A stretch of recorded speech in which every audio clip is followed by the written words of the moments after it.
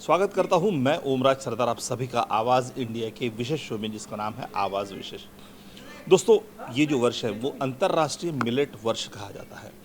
वैसे कहा जाता है कि जब से भारत में हरित क्रांति हुई है तब से भारत में बीमारियां बढ़ गई है और कहीं तो भी हमारा जो मूल खाद्य था उस मूल खाद्य को हम भूल गए हैं, जिसे आज की भाषा में मिलेट्स मोटा अनाज कहा जाता है। मोटा अनाज पूरी तरह विलुप्त हो चुका है, लेकिन कुछ लोगों की पहल से फिर एक बार मोटा अनाज आज प्रचलन में आया है। इस वर्ष को अंतर्राष्ट्रीय मिलेट्स वर्ष कहा जा रहा है। इस वर्ष से शुरुआत हो रही है।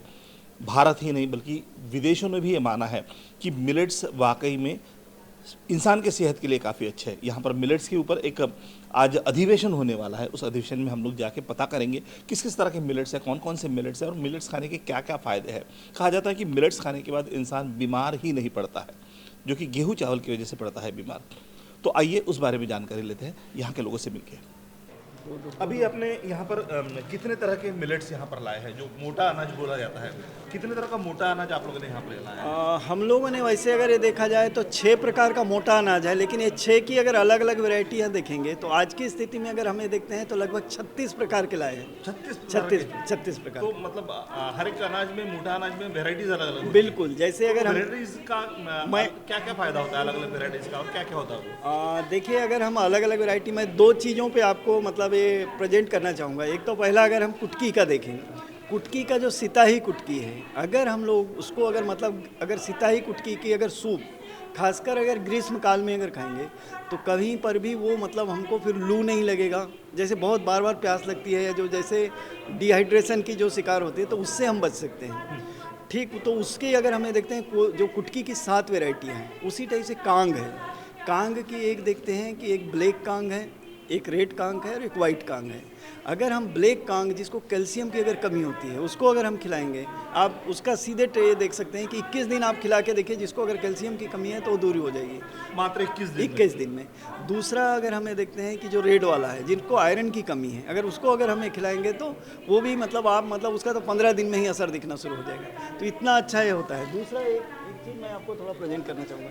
ये एक कंद है और ऐसे कंद 12 प्रकार के हैं और 12 के भी अलग अलग 12 वेराइटियाँ हैं। जैसे हम जब वेजिटेबल की जब बात करते हैं ना, तो वेजिटेबल में बहुत सारा अलग अलग चीज़ें होता है। जैसे हम 6 चीज़ें मुख्य रूप से मानते हैं। एक होता है लीफ वेजिटेबल, इसके 45 मतलब ये है। फिर उसके बाद में दूसरा अगर हमें देखते हैं जिसको हम ट्यूबर वाली सब्जी बोलते हैं, हम आलू खाना शुरू कर दिए। एक्चुअली आलू हमारे यहाँ का नहीं था, ये मुख्य रूप से आलू के नाम से जाना जाता है। दूसरा फिर उसके बाद में हमारा ट्यूबर हो गया। तीसरा फ्रूट्स वाला हो गया। चौथा अगर हमें देखें तो दलहन वाला होता है। पांचवा मसाला वाला और छठवां औषधि वाला। ऐसे 6 प्रकार होते हैं और 6 के 600 है। और इसमें 2 बहुत महत्वपूर्ण होता है। एक पहला अगर ये देखते हैं परमानेंट और दूसरा होता है सीजनेबल। जैसे अगर हमें देखें कंद की जो 2-3 वेराइटियाँ हैं वो कुछ मतलब सीधे परमानेंट है, एक बार लगा दो बार बार आपको रिटर्न होते जाएगा। कुछ ये होगा सीजन में हम लगाएंगे तभी आएगा। तो ऐसे ये जो है इसे सूरन बोला जाता है? नहीं, सूरन अलग होता है, इसको डांग कांदा बोलते हैं। क्या बोलते हैं? डांग कांदा। ये दोनों ऊपर में भी फल पे भी है। इसकी पूरी क्लाइंबर होती है। क्लाइंबर पे अगर एक बार हम लगा देंगे तो एक ही बार में अगर हमें देखें तो लगभग 5 किलो तक मतलब इसमें फल आएगा। और नीचे में भी एक पौधे पे उसको चढ़ने के लिए कुछ मतलब हम अगर मंडप टाइप अगर डाल दें तो बहुत अच्छा है। वेदी बनती है जी, इसकी सब्जी बनती है। इसका मतलब विशेषता मैं और एक बताऊं कि इसका जो औषधीय गुण जो है 21 जिसको जॉइंडिस हुआ है, आप प्रैक्टिकली करके देख सकते हैं। अगर 21 दिन इसको अगर खिला देंगे उसका जॉइंडिस जड़ से साफ हो जाएगा, कोई दवा करने की जरूरत नहीं है। इतना मतलब है। तो ये जो हमारे परंपरागत जो फूड है ये मुख्य रूप से हमारे फूड तो हैं ही हैं, उसके साथ साथ ही इनका न्यूट्रिशन वैल्यू बहुत ज़्यादा है कि हर एक चीज़ का 2 या 3 प्रकार की बीमारियों को दूर करने की ताकत है। तोड़ने के बाद आमतौर पर कितने दिन में ये खराब होता है? ये खराब होता ही नहीं है।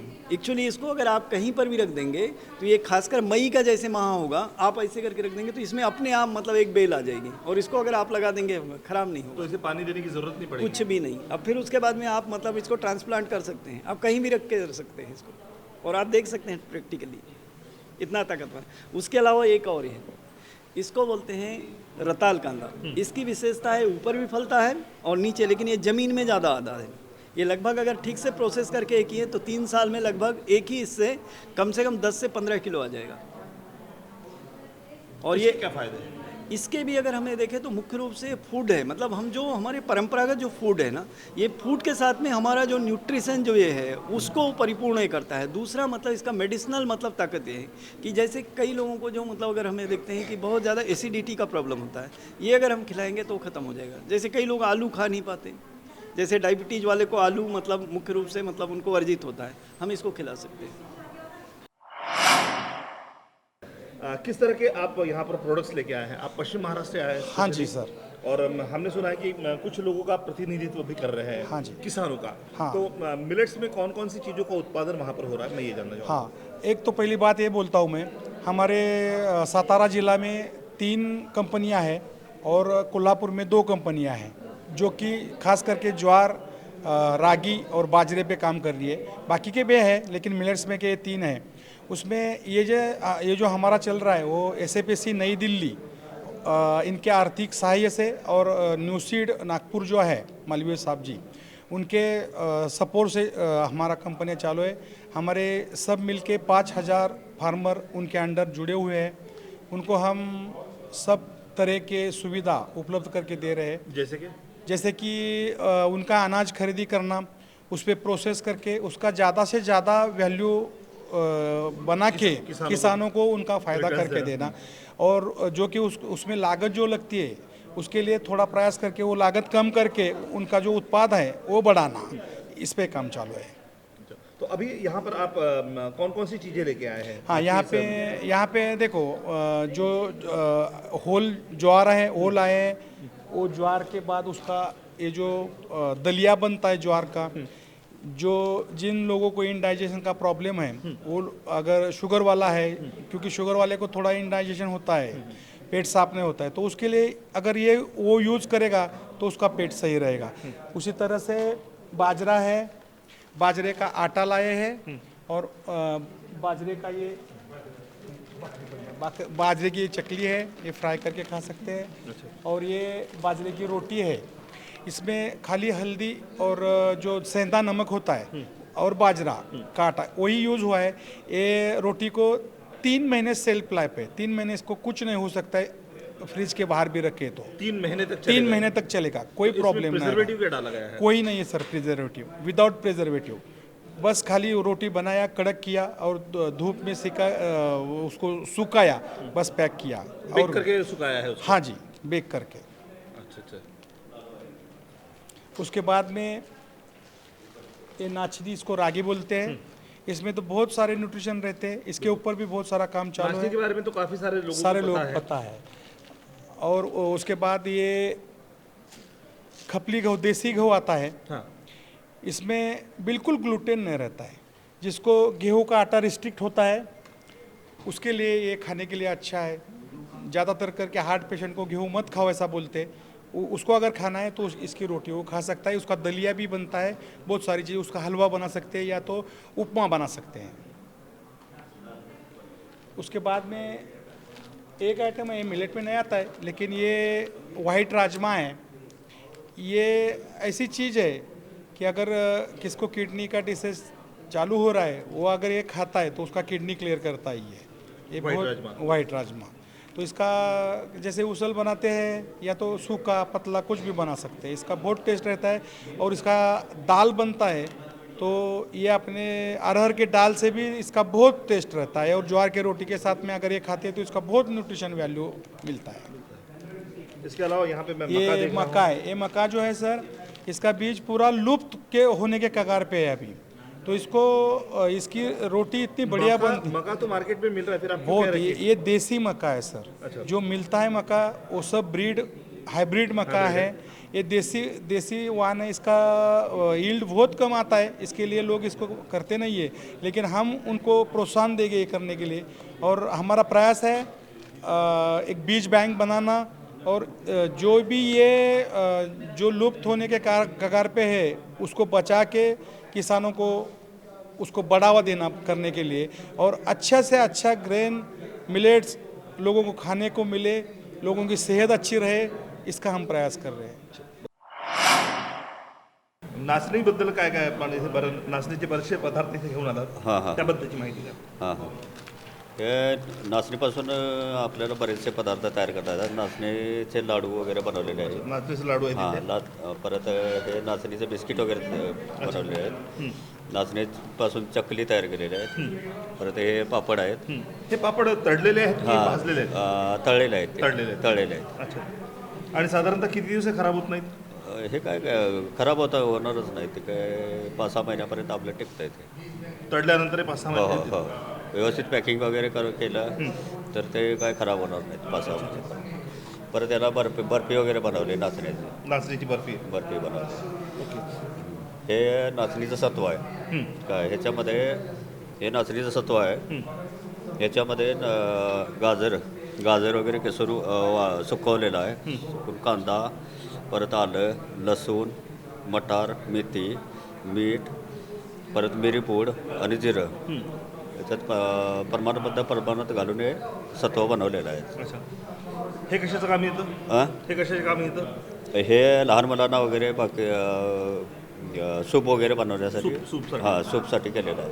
अच्छा अच्छा अच्छा अच्छा. आणि या लाडूंमध्ये काय काय टाकलेलं आहे? लाडूमध्ये हे काजूगर वगैरे टाकलेलं अच्छा. आहे. साखर आणि नाहीतर गूळ वगैरे किसून तुम्ही गुळ टाकला की साखर टाकला? गूळ टाकलाय. गूळ टाकला, होय, साखर नाही गूळ आहे? नाही गूळ किसून त्याच्यामध्ये हे करून घातले आणि त्याच्यात थोडे काजूगर आणि हे बदाम अच्छा अच्छा.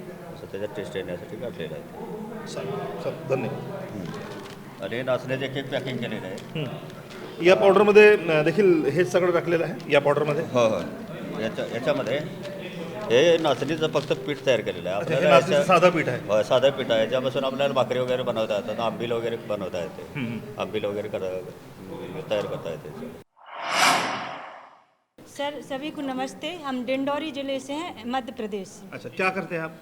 सर हम लोग कोदो कुट की मिलेट्स पे काम कर रहे हैं। कोदो कुट की उत्पादन भी कर रहे हैं और उसका प्रोसेसिंग करके और ये किस तरह से प्रोसेसिंग आप लोग कर रहे हैं? हम लोग पहले तो क्या है कुनेता से करते थे। फिर अभी जाके हमारे यहाँ यूनिट लगे हैं, प्रोसेसिंग यूनिट है, उससे प्रोसेसिंग करके इस तरह से हम लोग चावल निकालते हैं और चावल निकाल करके ये व्यंजन बनाते हैं। ये नमकीन है और ये बिस्किट है। तो ये सब बना करके आंगनवाड़ी केंद्रों में देते हैं और जो मांग करते हैं उनको हम लोग सप्लाई करते हैं। अच्छा, तो आंगनवाड़ी केंद्रों में देने के बाद बच्चों के ऊपर इसका मतलब बच्चे ये खाना चाहते हैं या नहीं चाहते? कैसा? खाना चाहते हैं सर। एक सप्ताह नमकीन देते हैं, एक सप्ताह बिस्किट देते हैं। बिस्किट तो दे रहे हैं। उसमें अलग अलग उनका रुचि बन जाती है। रुचि बन रही है, तो उससे बच्चों को फायदा भी काफ़ी हो रहा जी है। सर। खासकर आंगनबाड़ी के इसमें अगर देखें तो जो कुपोषण का जो स्थिति था, जब से कोदो का मतलब ये बिस्किट और ये सब मिलना शुरू हुआ है, कुपोषण की स्थिति में बहुत हद तक मतलब आज की स्थिति में सुधार हुआ है। दूसरा, जैसे आप उनके इंटरेस्ट पे अगर देखें बच्चों का, तो इसकी वजह से जो बच्चे मतलब आंगनबाड़ी केंद्र में जाते ही नहीं थे, आज की स्थिति में अगर हमें देखें तो वो परसेंटेज आप ये देखिए कि मतलब सारे बच्चे मतलब उसमें ये कर रहे हैं। तो एक मतलब अभी अगर हमें देखें कि आंगनबाड़ी के माध्यम से जो कुपोषण की जो स्थिति थी उसमें बहुत हद तक सुधार हो रहा है कोदो कुटकी की वजह से। पहले क्या हो रहा था कि बेच देते थे, प्रोसेसिंग यूनिट हुआ, उसके बाद में उसमें अगर हम ये देख रहे हैं कि आज की स्थिति में बहुत सारे अलग अलग प्रोडक्ट जब बनने लगे तो उसके माध्यम से मतलब वो सीधे उन सेंटरों तक और बच्चों तक पहुंचने लगा है, पहले तक ये मिल ही नहीं रहा था। इसमें बहुत बड़ा प्रयास अगर हमें देखेंगे डिंडोरी जिला प्रशासन करा है और खासकर जो डिंडोरी कलेक्टर रहे हैं विकास मिश्रा जी, उन्होंने इस बात को विशेष रूप से जोर दिया है कि ये कैसे मतलब हर घर तक, हर बच्चे तक, हर महिला तक उसका एक खाद्य में जुड़ सके और वो अलग अलग रूप में कैसे आ सके। तो ये मूल मतलब आज की अभी की स्थिति में पूरा अगर हमें देखते हैं कि इस प्रोडक्ट को अगर हमें देखें कोदो कुटकी का डिंडोरी में बहुत हद तक मतलब हमें कहेंगे कि बहुत सफल मतलब कार्यक्रम रहा है। जी। हम लोग 2013 में स्टार्ट किए थे और इसमें उस समय बच्चों में बहुत ही यानी कुपोषण था और जब से हमने इसको देना स्टार्ट किए हैं तो बच्चों का जो कुपोषण का वो है बहुत कम हो। हाँ, और इसमें ये था कि समूहों को आगे कैसे बढ़ाया जाए। इसमें जब हम लोग एक महिला वित्त विकास निगम है भोपाल में, वो और न्यूसी संस्था दोनों मिलकर समूह बनाए और उसमें उनको आगे बढ़ाने के लिए उनको ट्रेनिंग, उनको ने हर चीज़ में आगे बढ़ाया गया, जिससे समूह के माध्यम से दीदी आज आगे बढ़ चुकी हैं और आज यहाँ संस्था और उनके साथ आके आज यहाँ नागपुर में हम लोग अपना प्रोडक्ट दिखा सक रहे हैं। सर हमारा जो सबसे पहले जो न्यूशीट संस्था थी और तेजस्विनी संस्था, उसमें हमारा ट्राइबल क्षेत्र है डिंडौरी, जिसमें हमारे यहाँ शुरू हुई थी काम आर्थिक, सामाजिक और राजनीतिक क्षेत्र को लेकर के। उस समय हमारी आर्थिक स्थिति भी बहुत कमज़ोर थी और हमारा मुख्य हमारे क्षेत्र में जो है कोदू कुटकी ही होती थी, लेकिन ये भी धीरे धीरे विलुप्त होती जा रही थी और इसको बोना और खाना भी बंद कर रहे थे। फिर हम लोगों ने इन संस्थाओं के माध्यम से इसको मोटिवेट किए कि किस तरह से इसको आगे बढ़ाएं और अभी जो है हम लोग इसका रिजल्ट अच्छा है, आगे कर रहे हैं। हमारी महिलाओं के भी स्वास्थ्य में यानी कि खान पान में, बच्चों के खान पान में, रहन सहन में, सभी में बदलाव आया है और अभी की स्थिति में इसका सब उपयोग भी कर रहे हैं धीरे धीरे। नमस्ते मैं मेहरबानी डिंडौरी ज़िले से आई हूँ। हमारे यहाँ एक प्रोसेसिंग यूनिट है, वहाँ से हम कोदू कुटकी दराई करते हैं, बिनाई करके और बेचते हैं। और आंगनवाड़ी के बच्चों के लिए नाश्ता भी बनाते हैं। ये बिस्किट खुद बनाते हैं, नमकीन खुद बनाते हैं, हम अपने हाथों से बनाते हैं। ऐसे हर एक प्रकार की चीज़ बना तो के ये हम जो नमकीन जो बिस्किट्स आपने बनाए हैं, जी। ये बिस्किट्स आपने किसी ओवन में बनाए या फिर चूल्हे पे बनाए हैं? नहीं सर, ओवन मशीन जो हमें महिला वित्त विकास से जो मिला है, हाँ। ओवन उससे बनाते बनाए हैं हैं। जी। और हाथ से बनाते हैं, बेल के बनाते हैं। और आंगनवाड़ी के बच्चों को एक सप्ताह नमकीन देते हैं, एक सप्ताह बिस्किट देते हैं, हम अपने हाथों से बना के। हमारे यहाँ अमरपुर ब्लाक में और मेहरबानी ब्लाक में देते हैं, हम खुद देते हैं जी। मेरा नाम जियारबाई केवटिया, पोंडी की हूँ मैं, समनापुर ब्लाक के, जिला डिंडोरी की हूँ, MP के। तो हम भी इकट्ठा करके कुटकी हम बेच रहे हैं, हम मंडी में, हमारे गांव में मंडी है।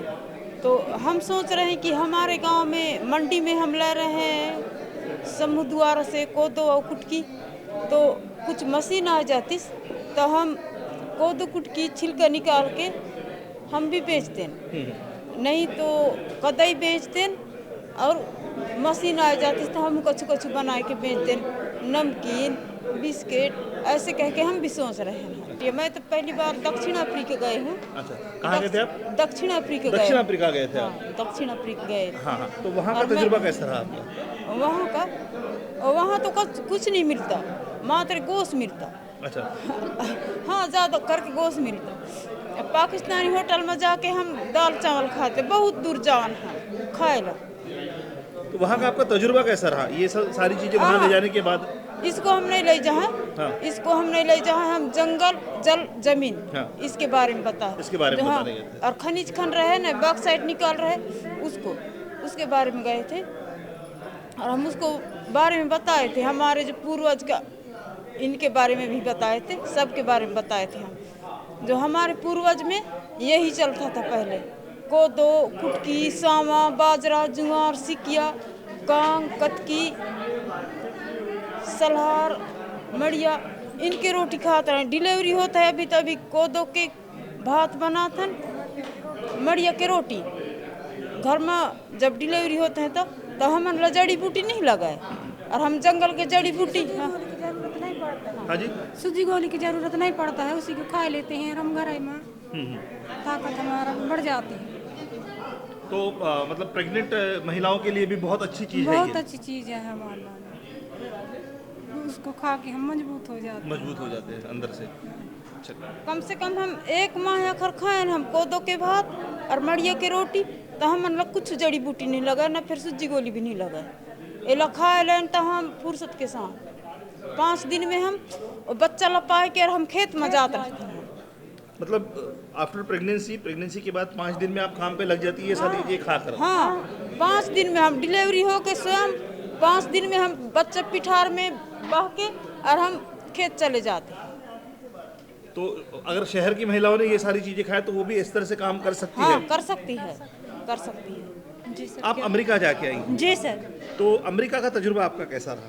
सर अमेरिका में खाद्य सुरक्षा एवं पोषण को लेकर के 61वां सत्र थी, 2017 में मैं गई थी। जो यहाँ से मेरे को कोदो कुटकी मिलेट्स को लेकर के एवं 7 दिन 7 घर तिरंगा थाली को लेकर के वहाँ प्रेजेंटेशन थी सर। अच्छा, तो वो तजुर्बा कैसा रहा वहाँ पर, क्या हुआ? वहाँ पर सर अच्छा रहा अपना इंडिया का प्रतिनिधित्व। क्या है, पहले तो हम कभी घर से भी नहीं निकले थे, कभी बात भी नहीं किए थे, पहली बार गई थी, डर भी लग रही थी और वहाँ सब इंग्लिश बोलने वाले थे, मैं समझ भी नहीं पाती थी। लेकिन जो मेरा हिंदी का प्रेजेंटेशन था वो इंग्लिश से ट्रांसलेट करते थे और उनका जो इंग्लिश के था वो मेरे को हिंदी से बताते थे। लेकिन वहाँ का जो प्रेजेंटेशन अच्छा रहा, ये समझ में आया कि जो थैंक यू धन्यवाद, बहुत अच्छा दीदी है, सब उसको समझ पा रही थी। तो हमारे जो कोदो मिलेट्स थी और हमारे महिलाओं के साथ जो हम काम किए थे पोषण को लेकर के, वो यानी कि बहुत ही अच्छा रहा, जो कि आज ये कोदो कुट की मिलेट्स जो है आज देश में ही नहीं विदेशों में भी इसका पहचान बनी है।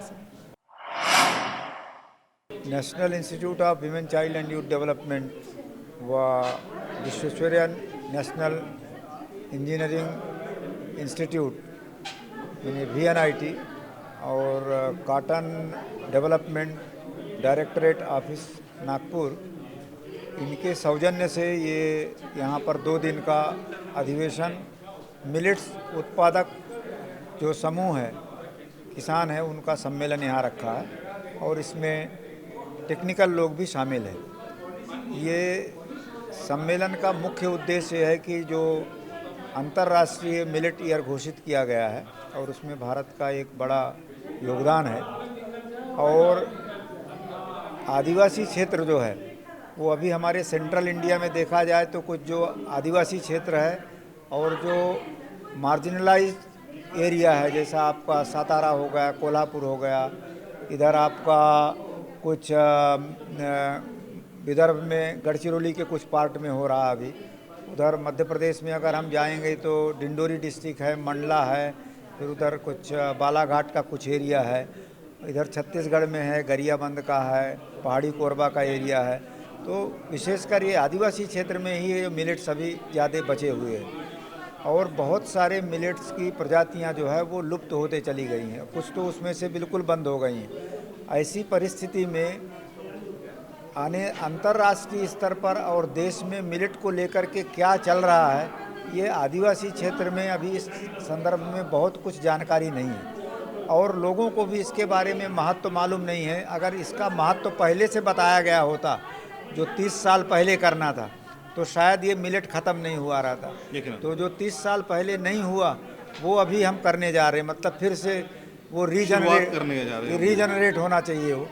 और तो इसमें हम 3 मुद्दों के ऊपर चर्चा कर रहे हैं।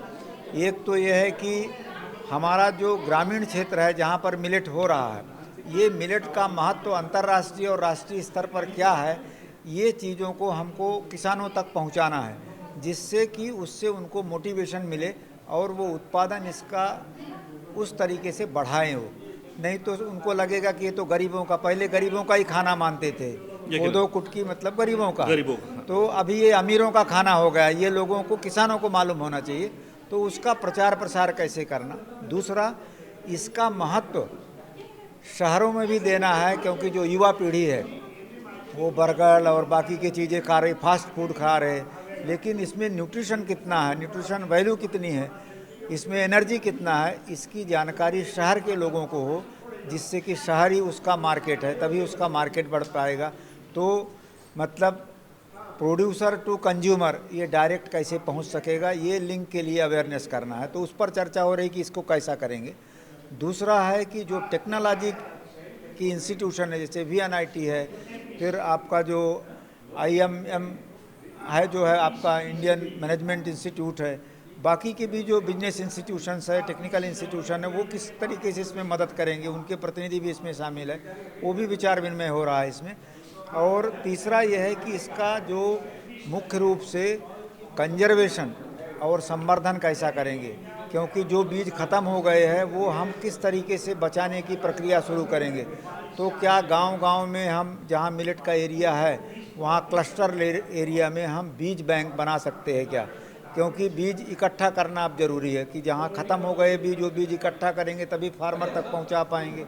अच्छे बीजों का संकलन करना पड़ेगा हमको, तो वो प्रक्रिया कैसी होगी, इस पर चर्चा इसमें हो रही है।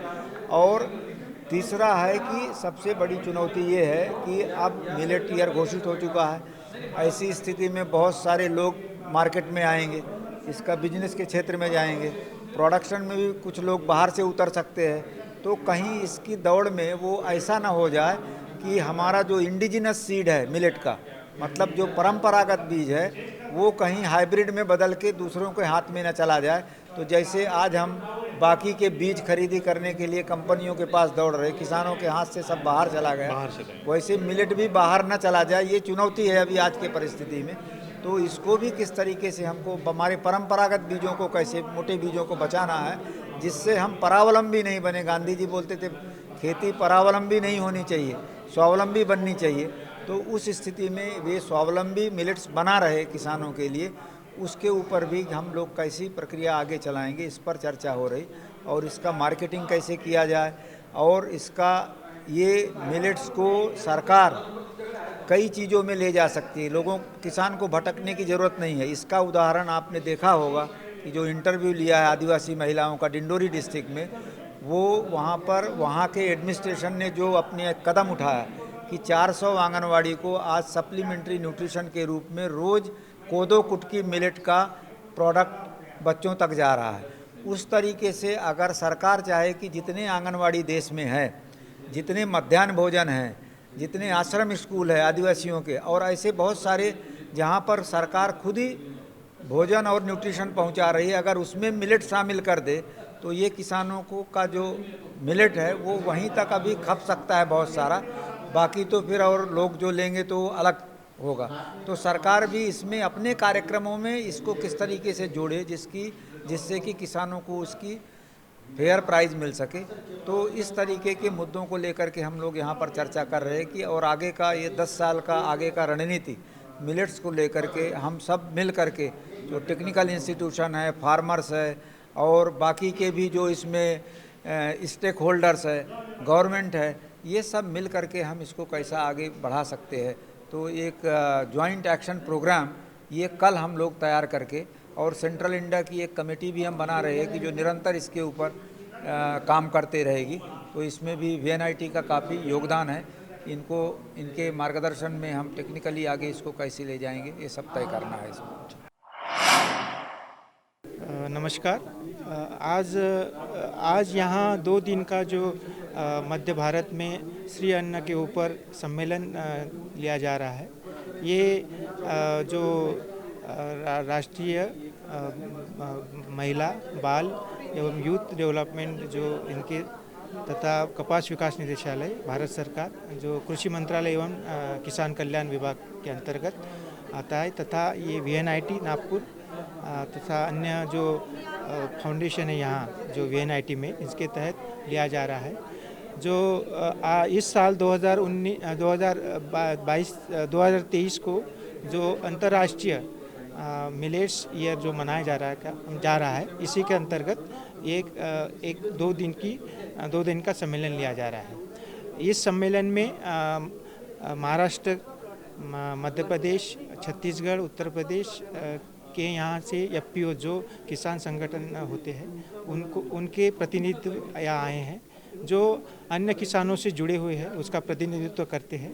इसके साथ अन्य महिलाएं, किसान महिलाएं तथा किसान भाई आए हैं, तथा यहाँ इंस्टीट्यूट के कुछ विद्यार्थी तथा बाकी ऑफिसेस के पदाधिकारी एवं कर्मचारी यहाँ उपस्थित हुए हैं। ये 2 दिन में जो मिलेट से रिलेटेड जो भी चीज़ें हैं, जैसे उसका कैसे हम प्रचार प्रसार किया जा सके, तथा किसान भाइयों के प्रति जो उसमें जो वो ले रहे मिलेट्स, उसमें और हम उत्पादन तथा उत्पादकता बढ़ाने हेतु जो रणनीति तैयार करेंगे। इसके साथ जो बाज़ार है, इसका बाज़ार कैसे, उसकी एवेन्यूज़ है, इसके ऊपर चर्चा करेंगे। और कुछ नीतिगत जो बिंदु निकलेंगे उसको हम भारत सरकार कृषि मंत्रालय को सौंपेंगे, जिससे आने वाले समय में जो आवश्यक बिंदुओं को डिफरेंट योजनाओं में सम्मिलित करके उसका और व्यापक तरीके से प्रचार प्रसार किया जा सके। सर, कहीं तो भी मिलेट्स के बारे में अवेयरनेस काफ़ी कम है, लोगों में आज भी ये हिचकिचाहट है ये खाए या ना खाए। इसके लिए कृषि मंत्रालय आपका जो है वो क्या करने वाला है, किस तरह का पहल करने वाली है? कृषि मंत्रालय जैसे IIMR जो हैदराबाद में है, इस भारतीय कृषि अनुसंधान संस्थान के अंतर्गत आता है, उसमें जो भी विभिन्न रेसिपीज बनाई जाए, कैसे उसको डिफरेंट टाइप्स के उसको रेसिपी बनाएं, कैसे उसको हम डेली यूज में कैसे यूज कर सकते हैं, इसके बारे में कैटलॉग तैयार किया गया है। और अन्य जो भी उन्होंने कुछ स्टार्टअप भी तैयार किए हैं, स्टार्टअप दिए गए हैं, जिसमें हर नौजवान उसमें ये करके उसमें अच्छी आमदनी कर सकता है। इसके साथ भी जो उसमें डिफरेंट जो इसकी पद्धतियां हैं, कैसे उसको बनाया जाए, कैसे उसका प्रोडक्ट बनाया जाए, जिसमें हम लोग जैसे कुकीज़ है, बाकी चीज़ें है, इडली है, और इसमें जो यूज करके हम डेली डाइट में उसको सम्मिलित करने का प्रयास किया जा रहा है। तो इस विषय में जो नए लोग उत्पादन विभाग में जाना चाहते हैं, तो कृषि मंत्रालय उनके लिए क्या सहायता करेगा? कृषि मंत्रालय में एक भारत सरकार द्वारा जो राष्ट्रीय खाद्य सुरक्षा मिशन है, अभी उसको खाद्य एवं पोषण सुरक्षा कहा जाता है, तो इसके अंतर्गत न्यूट्रिशियल पे विशेष योजना चलाई जा रही है। इसमें सामान्य राज्य है, उसको 7:40 के अनुपात में इसको सब्सिडी उसमें अनुपात में सहायता दी जा रही है। इसके साथ जो नॉर्थ ईस्टर्न स्टेट्स है तथा यूटीज़ है, उसको नॉर्थ ईस्टर्न स्टेट हिली स्टेट्स है, उसको 90-10 के प्रतिशत, तथा इस जो सेंट्रल एजेंसीज़ है जैसे ICMR है, IIMR है, तथा जो यूटीज़ है उसको 100% की सहायता दी जा रही है। 2022-23 हेतु कुल 490 के लगभग लाख रुपए का आवंटन किया गया है। इसके साथ ही जो अन्य राज्य है जैसे महाराष्ट्र है, गुजरात है, छत्तीसगढ़ है, मध्य प्रदेश है, इन कर्नाटका है, इन राज्यों में स्टेट द्वारा विशेष मिलेट्स मिशन भी चलाया जा रहा है, इससे किसान भाइयों को सहायता दी जाती है, जिससे वो उत्पादन और बढ़ा सके। और इसके साथ भी ये योजना में विभिन्न घटक दिए जा रहे हैं, जिसमें किसान भाइयों को जैसे FLDs है, फ्रंटलाइन डेमोन्स्ट्रेशन, जिसमें जो नई नई प्रौद्योगिकी जो टेक्निक विकसित की गई है जैसे IIMR द्वारा या अन्य यूनिवर्सिटीज़ द्वारा, उसको कैसे फार्मर्स फील्ड पे कैसे उसको लगा के उसका प्रचार प्रसार करना है, तथा जो उन्नतशील जो किस्म तैयार किए गए हैं उसका एक तो उत्पादन करना तथा उसको वितरित करना। इसके साथ जो IPM है, INM है, इसके तहत भी कुछ घटक दिए जाते हैं, तथा कुछ उपकरण भी दिए जाते हैं इस योजना के अंतर्गत, तथा किसान भाइयों को जो फसल प्रणाली बेस्ड जो ट्रेनिंग्स हैं वो भी दिए जा रही है। इससे किसानों को इसमें सहायता दी जाती है। अच्छा तो सर, आज के इस मिलेट्स के बारे में आप बताएं, अधिवेशन के बारे में। आप साइंटिस्ट हैं, प्रधान साइंटिस्ट है, प्रिंसिपल साइंटिस्ट है हैदराबाद में, तो इस मिशन के बारे में आप किस तरह से सहायता कर रहे हैं? कौन कौन से उपकरण आप लोगों ने बनाए हैं कि मिलेट से, जैसे अभी आपने थोड़ी देर पहले कहा, कुकीज़ बनाई जाती है और भी बहुत सी चीज़ें बनाई जा सकती है, जो आज भारत देश की जो युवा है वो जंक फूड के पीछे लगी है, तो जंक फूड से उन्हें कन्वर्ट करके किस तरह से मिलेट्स पर लाया जाए, उसके लिए क्या क्या चीज़ें आप लोगों ने बनाई है वो मैं जानना चाहूँगा। जी बहुत धन्यवाद। जैसा कि मैंने बताया कि हमारा Indian institute of millet research जो भारत में ऐसा एकमात्र संस्थान है जो मिलेट के ऊपर काम करता है, उसके डेवलपमेंट के लिए कैसा होना चाहिए, आगे की रणनीति कैसी होनी चाहिए, जैसा आप सब लोगों को पता है कि उसमें बहुत सारा न्यूट्रिशन का खजाना भरा पड़ा हुआ है, तो इसलिए हम इसको दो मुख्य रूप में बांट सकते हैं। एक तो प्रोडक्शन टेक्नोलॉजी, मतलब उसका उत्पाद कैसे बढ़ाना, क्योंकि आजकल जो आप जो दूर दराजों में जैसा आदिवासी इलाकों में जो मिलेट किए जाते हैं उसमें एक ही समस्या रहती है कि उस पर उत्पादन ज़्यादा नहीं रहता, इसलिए लोगों को ज़्यादा इनकम नहीं मिलता, बाद में वो डिसमोटिवेट हो जाके वो बंद कर देते हैं। तो ऐसा नहीं होना चाहिए, इसलिए हमारे संस्थान ने उसमें बहुत सारे किस्में निकाली है, वो जो वेराइटी बोलते हैं, हाइब्रिड संकर भी निकाले हैं, हाइब्रिड भी निकाले हैं, तो उसका हम कैसे इस्तेमाल करना चाहिए सभी पूरे मतलब पूरे हमारे कंट्री में जहाँ जहाँ कुछ मिलेट होता है वहाँ पे, क्योंकि अलग अलग एरिया की अलग अलग तकनीकी मतलब प्रौद्योगिकी की ज़रूरत होती है कि एक ही प्रौद्योगिकी हर जगह चलती नहीं, क्योंकि अलग अलग लोगों का अलग अलग हमारे किसान का अलग अलग खेत है, खेत की गुणवत्ता कुछ अलग है, उनके मतलब इरिगेशन की फैसिलिटीज़ की किसी के पास है किसी के पास नहीं है, तो वो मद्देनज़र रख के हमने जो तंत्र ज्ञान जो निकाला है उसका एक पहलू है, उसमें सब कुछ आता है, अच्छे मिलेट का वेराइटी, हाइब्रिड, और उसको मतलब रख रखाव कैसे करना, मैनेजमेंट कैसे करना, खाद कब देना, कितने कम से कम इसमें कैसे ज़्यादा आएगा, उसका मतलब कीट लगता है तो कीट से बचाव कैसे करना, ये सब चीज़ें आती है। अब आप ज़्यादातर पूछ रहे हैं लोग के उसको खाने के लिए कैसे क्या करना, क्योंकि जब तक लोग खाएंगे नहीं तब तक उसका डिमांड बढ़ेगा नहीं, और जो हमारी युवा पीढ़ी है जो खाने से इनकार करती है, क्यों और इनकार क्यों करती है, क्योंकि उसको ग्लूटेनिन बहुत ही कम होता है, ना के बराबर ही होता है, तो ये इसको ग्लूटेन फ्री फूड बोलते हैं। और इसको आपने देखा ही होगा कि इसको सब जगह जैसा बोलते हैं कि एकदम न्यूट्रिशनल हेल्दी फूड बोलते हैं, तो इसने न्यूट्रिशन हेल्दी फूड क्यों बोलते हैं कि उसमें जो डाइजेस्टिव फाइबर हो जो होता है वो भरपूर मात्रा में होता है, और इसके अलावा इसे ग्लूटेन फ्री तो है ही, और उसका जो कुछ मतलब मिनरल जो है जो छोटी छोटी चीज़ें से जैसा अमीनो एसिड है जो हमारे हेल्थ के लिए बहुत ही इम्पोर्टेंट रहता है वो प्रचुर मात्रा में पाया जाता है, और उसका जो अफोर्ड है मतलब सामान्य आदमी भी कर सकता है, इसीलिए उसका इम्पोर्टेंस ज़्यादा है।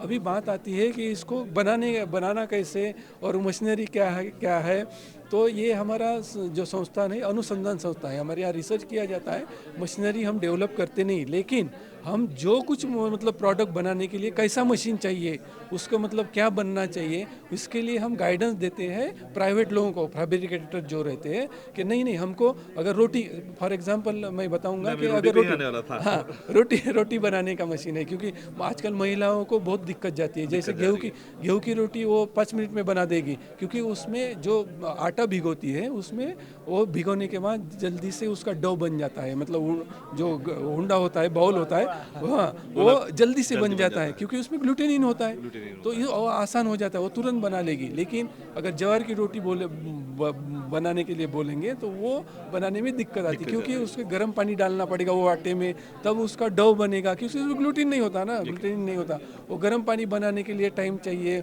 उनको, वो डालने के बाद वो जो डो भी बनेगा वो भी बार बार टूट जाएगा, क्योंकि उसमें ग्लूटेनिन स्टिकीनेस नहीं होता, ग्लूटेनिन मतलब स्टिकीनेस नहीं होता, तो टूट जाएगा। तो इसलिए हमने क्या किया है, ये छोटी सी पोर्टेबल मशीन दूसरे से बनवा ली है, वो 6000 की लगभग होती है, उसमें क्या किया है, अगर वो जो हमारा ज्वार के आटे का जो डो है वो अगर 2 चकती रहती है, उसमें पॉलीथीन सीट रहती है, वो पॉलीथीन सीट में रख दिए और ऊपर से ऐसा हैंडल प्रेस कर दिए, वो पावर ऑपरेटेड है वो हाँ नहीं पावर ऑपरेटेड है, जैसा अपना मिक्सी वगैरह लगाते हैं ना उस टाइप का, अगर हैंडल ऐसा प्रेस कर दिए वो रोल घूमेगी और आपको गेहूं जैसी रोटी पतली मिल जाएगी, और वो आपको देसी चूल्हे की भी ज़रूरत नहीं, क्योंकि मोटी नहीं होती, आपको मतलब गैस स्टोव जो घर में होता है उसके ऊपर पका सकते हैं और आराम से खा सकते हैं, समय भी बच जाएगा, और उसके अलावा भी कुछ जो महिला ग्रुप है वो तो उससे पापड़ भी बनाने लगेगी, मतलब उसका इस्तेमाल वो पापड़ भी तो ऐसी बहुत सारी तकनीकी है, और खाने में तो कोई दिक्कत नहीं, क्योंकि जैसा अगर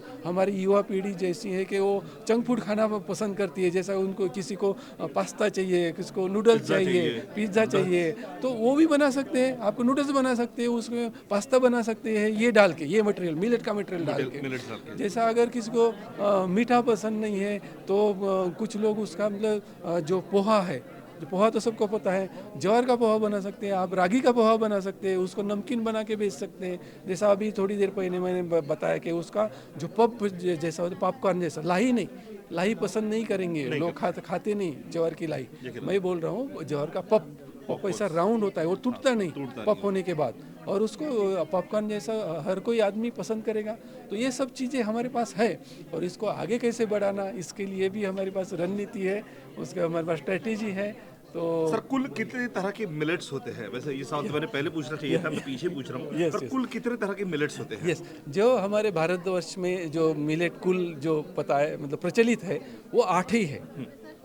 उसमें पहले तो पर्ल मिलेट बाजरा आता है, बाद में ज्वार आता है, ज्वार में भी 4 प्रकार हैं। अच्छा, ज्वार में 4 प्रकार है, लोगों को पता नहीं रहता। एक खरीफ में आने वाली ज्वार, एक रबी में आने वाली ज्वार, एक है सिर्फ चारे वाली ज्वार, ये एक है मीठी ज्वार। मीठी ज्वार मतलब उसका गन्ने जैसा मतलब होता है, उसका डंडे से जूस निकाला जाता है, जूस निकाला जाता है, वो मीठा होता है गन्ने के जूस जैसा। ठीक है, गन्ने का जितना मिठास होता है उतना ही मिठास इसका होता है, लेकिन बात यही है कि उसमें शक्कर नहीं बनती, गुड़ बनता है उससे। ठीक है ना, तो उसको आगे चल के उसको प्रोसेसिंग करके उसका इथेनॉल बना सकते हैं, जो भी बायो डीजल वगैरह जो बनाते हैं ना। अगर गवर्नमेंट की पॉलिसी अगर बन जाए कि कंपलसरी हो जाए कि नहीं आपको 5% या 10% बायो इथेनॉल अगर ब्लेंड करना है फॉसिल फ्यूल के साथ, मतलब डीजल के साथ, तो उसके लिए भी बढ़ावा मिल सकता है। जैसे युवा पीढ़ी है वो एंटरप्रेन्योरशिप डेवलप करके अपना बिजनेस भी लगा सकती है उसके ऊपर। और उसी के ऊपर नहीं, हमारे जो वैल्यू एडेड फूड प्रोडक्ट है जैसा बिस्किट है, आजकल आज के डेट में आप देखो पूरे कंट्री में आपको ज़्यादा से ज़्यादा डायबिटीज़ पेशेंट मिलेंगे, आपको मतलब बीपी वाले पेशेंट मिलेंगे, लेकिन उसको डॉक्टर बोलते हैं कि आप ग्लूटेन फ्री फूड खाओ। अगर ग्लूटेन फ्री फूड अगर बोले हैं, अगर मार्केट में जाएंगे तो ग्लूटेन फ्री बिस्किट कहाँ से लाएंगे वो? तो अगर वो बिस्किट अगर हमारे ज्वार से, अगर बाजरे से और रागी से बनाए जाए तो कितना सारा डिमांड है हमारे पास। जो बड़ी बड़ी जो कंपनी है जैसे ब्रिटानिया हो गया, जो हल्दीराम हो गया, जो बड़े बड़े कंपनी है, वो आती है, वो बोलती है आपके पास जितना मटेरियल है उतना हमको दो, लेकिन हमारा गवर्नमेंट इंस्टीट्यूट होने के कारण हमारी लिमिटेशन है, हम ज़्यादा दे नहीं पाते। इसलिए हम क्या करते हैं, ये जो प्रोटोकॉल हमने टेक्नोलॉजी डेवलप की है कि कितना मतलब अगर बिस्किट बनाना है तो कितनी मात्रा में उसमें ज्वार डालना है, कितनी मात्रा में दूसरा मटेरियल डालना है, ताकि वो मिलेट रहे। मिलेट का मतलब वो डिस्टर्ब ना हो कि कोई कल चल के लोग बोलेंगे कि मिलेट तो नाम के लिए है और बाकी कुछ नहीं। तो ऐसी जो स्टैंडर्ड बनाए हैं उसका हम लाइसेंसिंग करते हैं। प्राइवेट एंटरप्रेन्योर जो भी है, प्राइवेट लोग अगर करना चाहते हैं बिजनेस, तो हम लाइसेंसिंग करके उसको टेक्नोलॉजी देते कि ये हमारा स्टैंडर्ड है, इससे आपकी प्रोडक्शन आप बनाओ और आपका बिजनेस बढ़ाओ। तो इस टाइप का बहुत सारा हमारे पास प्रजुक्तियाँ है, तंत्रज्ञान है। जो भी मतलब युवा पीढ़ी भी अगर बिजनेस करना चाहेंगे तो दे आर वेलकम, और इसके लिए बहुत अच्छा फ्यूचर है। Thank you sir. मैं डॉक्टर सचिन अरविंद मांडावगणे इस केमिकल इंजीनियरिंग डिपार्टमेंट में प्रोफेसर और हेड ऑफ द डिपार्टमेंट हूँ, और हम यहाँ पे एग्रीकल्चरल रेसिड्यू और एग्रीकल्चरल प्रोड्यूस, यानी जो खेत में चीज़ें बनती है उससे वैल्यूएबल प्रोडक्ट बनाना, जैसे मिलेट से अलग अलग वैल्यूएबल प्रोडक्ट बनाना, और धान निकलने के बाद में, मिलेट निकलने के बाद में जो एग्रीकल्चरल रेसिड्यू जिसको पराली कहते हैं, मराठी में तणस कहते हैं, उससे प्रोडक्ट बनाना। ये 2 विषय पे मैं यहाँ पे रिसर्च के माध्यम से काम करता हूँ। आज के इस अधिवेशन के बारे में, ये अधिवेशन एक अनूठा अधिवेशन है, क्योंकि एफपीओ जो है, मिलेट में काम करने वाले एफपीओ, ऐसे 11 एफपीओ के प्रतिनिधि यहाँ पे आए हुए हैं। और ये प्रतिनिधि जो ज़मीन पे गए 10 साल से 12 साल से मिलेट पे काम कर रहे हैं। तो किसान एक जगह पे और दूसरे जगह VNIT सर का एक नेशनल इंस्टीट्यूट जो टेक्नोलॉजी में काम करता है, जहाँ पे केमिकल इंजीनियरिंग डिपार्टमेंट है, मैकेनिकल है, मटेरियल्स है, अलग अलग 8 डिपार्टमेंट है। तो किस तरह से इंजीनियरिंग और टेक्नोलॉजी ये मिलेट ग्रोइंग फार्मर्स को, मिलेट उपजाऊ करने वाले कृषकों के साथ काम कर सकेंगे, इस मुख्य आधार को लेते हुए इस 2 दिन के कन्वेंशन का, अधिवेशन का यहाँ पे आयोजन किया गया है, ताकि केमिकल इंजीनियरिंग डिपार्टमेंट में जिस तरह अलग अलग तरह के फूड प्रोडक्ट बनाए गए हैं, यहाँ से एक स्टार्टअप आया हुआ है। उद्देश्य ये है कि जो कुकिंग करेंगे, जब हम ये रेसिपी बनाएंगे, तो रेसिपी बनाने के लिए जो नियमित ऐसी रेसिपी है, जैसे मुझे डोसा बनाना है, इडली बनाना है, तो बैटर बाज़ार में मिलता है, या मुझे पकौड़े बनाना है तो बेसन से मैं पकौड़े बनाऊंगा। तो उसी विधि को ना चेंज करते हुए हमने एक मल्टी मिक्स प्रोडक्ट, जहां मल्टी मिलेट्स है, उसका हमने संशोधन करके वो प्रोडक्ट बनाया है, ताकि मैं उसको 20 से 30% जो बनाया हुआ बैटर है, भले वो डोसे का रहे, भले वो आपका पकौड़े बनाने का रहे, उसमें मैं बनाते समय 20 से 30% डालूंगा, उसमें वो घुल मिल जाएगा और उसका मैं प्रोडक्ट बनाऊंगा, खाद्य पदार्थ बनाऊंगा। बैटर वही रहेगा, उसमें एडिशनली हम लोग मिलेट्स ऐड करेंगे, मिलेट ऐड करेंगे, ताकि करते समय हम ऐड करेंगे। ऊपर से जो बनेगा तो उसमें टेस्ट जो है टेस्ट में भी कोई अंतर नहीं आएगा। इस तरह से बनाने की विधि आसान, खाने वाले को भी कोई में नया अलग खा रहा फ़ायदा मिलेगा, वही टेस्ट है।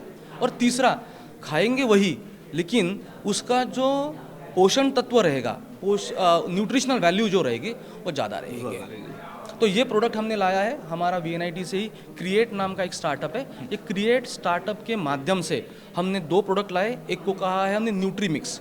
न्यूट्री मिक्स में एडिशनल शुगर नहीं है, मीठा है। जो मीठा है वो नेचुरल मिठास है, जो खारीक मराठी में कहते हैं, या ड्राई डेट्स, उसकी पाउडर है।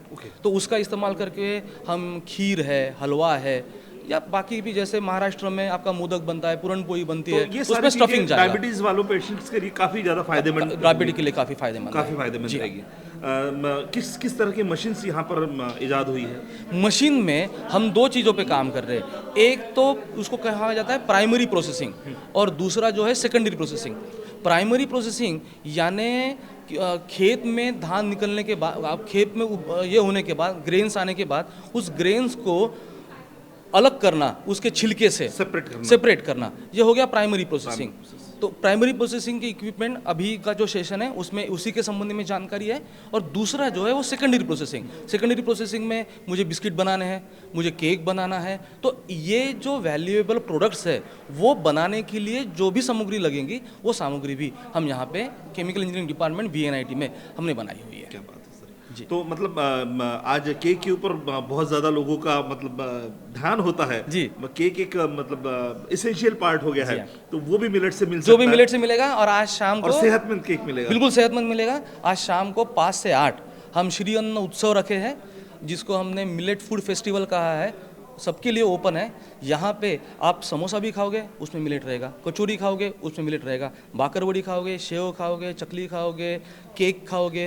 मतलब नागपुर के लोगों को हम लोग यहाँ पे खाने के लिए निमंत्रित कर सकते हैं, जो चाहिए वो खाओ, पर सेहतमंद चीजें खाओ। और हमको कई बार लगता है कि यार मैंने कचौरी खा ली, समोसा खा लिया, एक आपराधिक भावना रहती है। तो वो आपराधिक भावना ना रहे, और जो खाना है वो खाए। अच्छा, मतलब ऑयली भी खाओ बट सेहतमंद खाओ। चलिए सर, बहुत बहुत धन्यवाद। उनको उत्पादन करना था, हमारे पास में आए थे, तो वो अगरबत्ती मेकिंग का उन्होंने चैलेंज दिया था, तो हमने 3-4 महीने में उनका मशीन्स बनवा के दिया। तो ही वॉज ऑल्सो सरप्राइज। वो बोल रहे थे हम तो ऐसे आए थे क्योंकि और जगह गए थे, हैदराबाद यूनिवर्सिटी उस्मानिया, वहाँ पे भी गए थे, उनको भी दिया था, उन्होंने कुछ नहीं किया। हम तो यही समझ के आए थे आप भी कुछ नहीं करोगे, लेकिन चलो अभी आ गए तो इनसे बात कर लेते। और हमने 3-4 महीने में उनको 4-5 मशीनें बना के दी। वो ट्राइबल्स फॉरेस्ट में उनका यूज़ भी कर रहे। तो यहाँ पे मैं आपको मेरे इंस्टीट्यूट के तरफ से एक अश्योरेंस देता हूँ कि जो भी काम केमिकल डिपार्टमेंट में लिया है तो हम पूरा करेंगे। और उन्होंने शुरू भी किया है, कुछ प्रोडक्ट्स भी डेवलप किए हैं, और कुछ क्लस्टर्स तैयार करके उनका प्रोडक्शन भी शुरू हुआ है। तो ऐसे जब लोग, और बहुत बार उन्होंने मुझे खिलाया भी है, डायरेक्टर को भी। आप जो बोल रहे थे, आप तो लाई खिलाने की बात कर रहे थे, उन्होंने मुझे बहुत लड्डू वड्डू भी खिलाया है। तो और हर महीने में, ये पूरे साल में हर महीने में उनका एक प्रोग्राम मिलेट से रिलेटेड होने वाला है। तो ये हम लोग करेंगे। और जो आपने मुझे एक आह्वान दिया है कि हमारे बच्चों के लिए भी यदि हम लोग मिलेट का यूज़ कर सकते हैं, तो रत्नेश कुमार की जो इनका टीम में भी है, he is also our associate dean hostels. तो वही सब ये मेस का अगर देखता है तो मैं उनसे रिक्वेस्ट करूंगा, और शायद उन्होंने कुछ ऐसा किया भी है। टेंडर में हमने ये कर दिया है कि कुछ हफ्ते में एक बार कुछ न कुछ मिलेट का एक उसमें पदार्थ रहेगा करके। तो इस प्रकार से हम लोग कुछ उस डायरेक्शन में हमने कुछ कदम उठाया है, और भी उठाएंगे। और दूसरा तो ये हो गया, एक mechanical department, because I am from mechanical department, हम लोगों ने कुछ रूरल सेक्टर के लिए और खेती के लिए कुछ मशीनें भी का भी उत्पादन किया है। तो mainly they are related to cotton वगैरह। तो लेकिन इस चीज़ के लिए भी यदि खेती करने के लिए उनका ट्राइबल वुमेन का ड्रेजरी कम करने के लिए कुछ अलग अलग प्रकार के यदि खेती के लिए टूल्स लगते हैं, तो उसका भी हम लोग कुछ सोच सकते हैं क्योंकि हमारा एक जो स्टूडेंट है, he is running NGO at Bardoli, Ram Kumar करके, वो पूरा ट्राइबल के साथ में काम करता है और अलग अलग खेती के लिए जो औजार लगते हैं उसी के ऊपर उसका काम है। तो ये खेती करने के लिए यदि कुछ अलग प्रकार के औजार लगते हैं, क्योंकि इनकी खेती भी मेरे ख्याल से छोटी 1 एकड़ 2 एकड़ ऐसा होगा, तो उसमें चलने वाले जो औजार हो गए उसका भी हम लोग कुछ उसमें संशोधन करके ये छोटे अनाज के लिए, मतलब बड़े मोटे अनाज के लिए, श्री अन्न के लिए यदि हम लोग कुछ कर सकते तो उसमें भी हम लोग अपना योगदान दे सकते हैं। चाहे रागी हो, चाहे कोदो हो, चाहे कुटकी हो, सावा हो, झोंगरा हो या फिर मुराद हो, जितने भी तरह के मिलेट्स है, मिली हुई जानकारी से पता यही चलता है कि मिलेट सेहत के लिए सबसे ज़्यादा फायदेमंद चीज़ है। आज जिस तरीके से बीमारियां बढ़ रही है, उन बीमारियों को देखते हुए अगर वाकई इंसान मिलेट्स को खाना शुरू कर दे तो इंसान फिर एक बार स्वस्थ बन सकता है, निरोगी बन सकता है। दोस्तों, आज के शो में इतना ही। मिलते हैं अगले एपिसोड में। जुड़ रहे आवाज़ इंडिया के साथ।